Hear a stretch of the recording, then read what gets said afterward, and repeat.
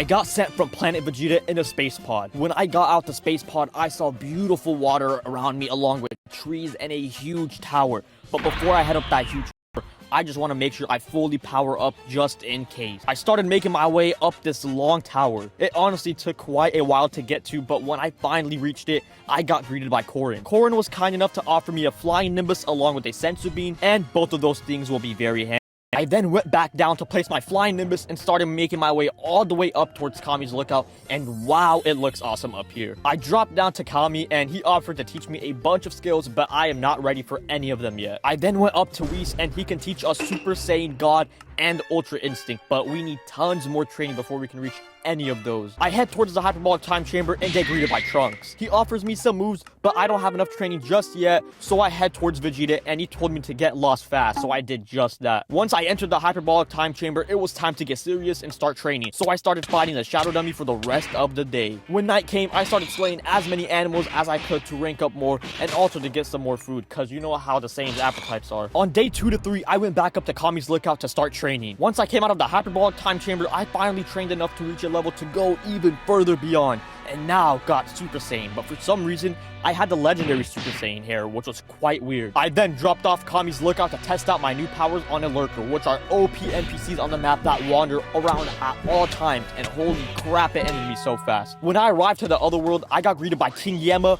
but didn't want to go back to Earth right away since I had a very important mission in mind, and that was to cross the one and only Snake Way, and I wanted to start this long journey I have ahead of me. On day 4 through 10, I finally arrived at King Kai's planet, but I couldn't fly yet, so I had to use my Nimbus Cloud to get up there. Once I broke down my Nimbus and landed on King Kai's planet, the gravity was really strong, just like the hyperbolic time chamber, which made me move very slowly. I went inside one of the buildings, and inside the chest was a lot of dinosaur meat, which is going to be very useful. I then went towards King Kai, and a guy with Ultra Instinct Aura was standing there, and his name was Jin. After further research, Jin was the creator of this mod actually, but he sadly passed away, so his brother put him there. I then learned Kaioken from King Kai, and tried to finally use Kaioken, and it actually worked. The problem is, it just puts a big strain on my body for 10 minutes, which is not a good thing. Since I learned Kaioken, I can finally start to make my way back to King Yama, so I can go back to Earth. On day 14, I finally arrived to King Yama, and am faster now, so I finally arrived 2 days quicker, and can return back to Earth, since King Yama allowed it. I then go right into the hyperbolic time chamber to train with a Shadow Dummy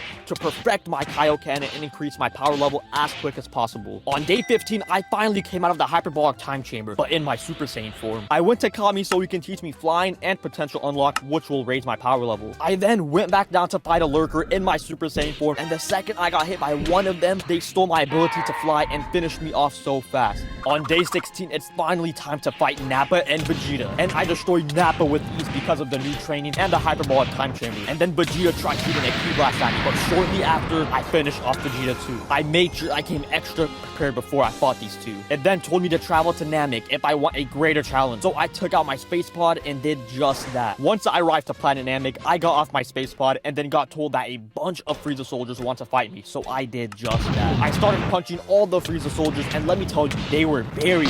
They tried shooting Ki Blasts at me, and that started a problem though. They outnumbered me badly, so I had to try and escape, so I started running for my life and got back into the space pod to head straight to Earth. On day 17, I went to where Goku and Gohan were just to see what moves they can teach me, and Goku taught me how to use the Kamehameha wave, but basically I taught myself since I'm Son Goku. I went back to Planet Namek to fight the Frieza soldiers, and it was chaotic of course, like last time, but I kept persisting and finished them all off finally. I then battled Q, and he decides to start off with the Ki Blast, so I get ready to charge and punch him as many times as I could. I kept at this, and he shot one more Ki Blast at me before I finally finished him off. I then have to fight Dodoria, and the second I see him, I charge right in and start meleeing him, and just kept punching and punching. Dodoria tried shooting a Ki Blast at me, but that didn't work, and I finally finished him off with my fist. I then have to kill Zarbon, and this guy also decided to start the battle with the Ki Blast, but I dodged it and started charging him in my base form, of course, and kept on punching and finally defeated him also. The one and only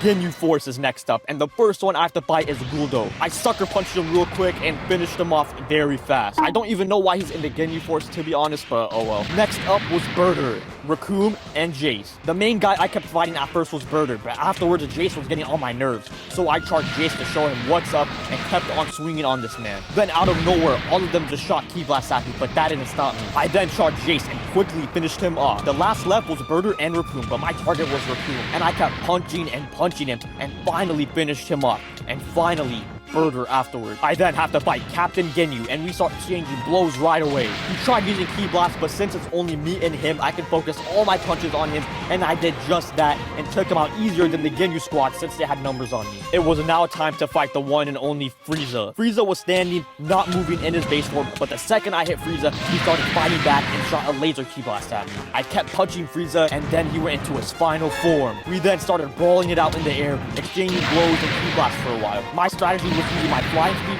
and punching, trying to swerve his Ki Blast, and the second I dodged them, I would go in for a barrage of punches. I kept active strategy for a while and finally finished off Frieza. It was then time to go home, so I decided to get back into my space pod and head to Earth. On day 18, I decided to go in Kaioken just for the fun of it. Apparently, the Frieza soldiers decided to come and follow me to Earth, so I'm gonna have to teach all of them a lesson. They were shooting lots of Ki Blasts and hitting me, but they were very weak, and I took all of them out with ease. It was now time to fight Mecha Frieza and King Cold. I then started punching Mecha Frieza while King Cold watched. While we exchanged blows, I forgot I wasn't in Super Saiyan, so I changed form, and now I can tell I'm doing so much more damage to Frieza, and just a couple more melee attacks at Super Saiyan, and he was done for. Later that night, I went to visit Korin to get some sensu beans before I go into the hyperbolic time chamber and train for 2 days straight. On day 20, I came out of the hyperbolic time chamber and started upgrading my attributes. I then had to fight King Cold because I totally forgot about him when I was fighting Mecha Frieza. But because of my training, this guy was even more of a breeze. I then went up to Kami's lookout,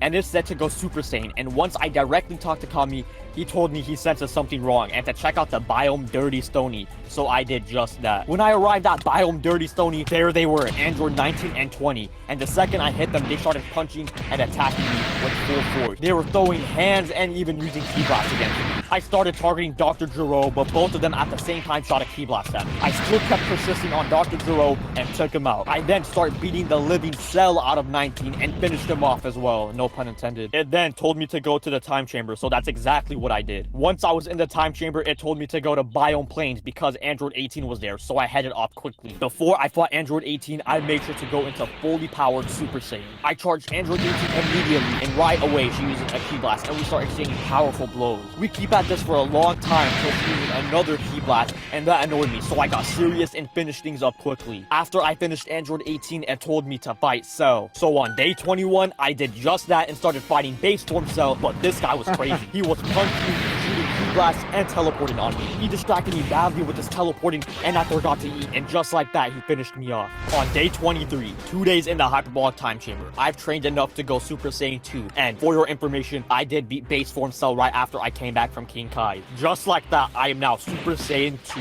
Now, Cell is waiting for me at Biome Plains, so that's where I headed to. On day 24, this long hair and all ready to battle Fat Majin Buu again. He shoots a Ki Blast and makes my health go down so fast, then we start fighting even more. He shoots yet another Ki Blast, and it's so huge that when it hit me, it sent me straight to King Yema's in the other world. On day 28, I came back from King Yema's and decided to train for 3 days in the hyperbolic time chamber. On day 32, I finally got done with my training and ready to fight Fat Majin Buu. On day 33, I finally got my revenge on Fat Majin Buu and finished him off. On day 34, I the OP Majin Buu, and this man was so strong and took 1/3 of my health in a punch, but I finished him off using Dino Meat. I'm here facing off against Super Buu, who absorbed Goten.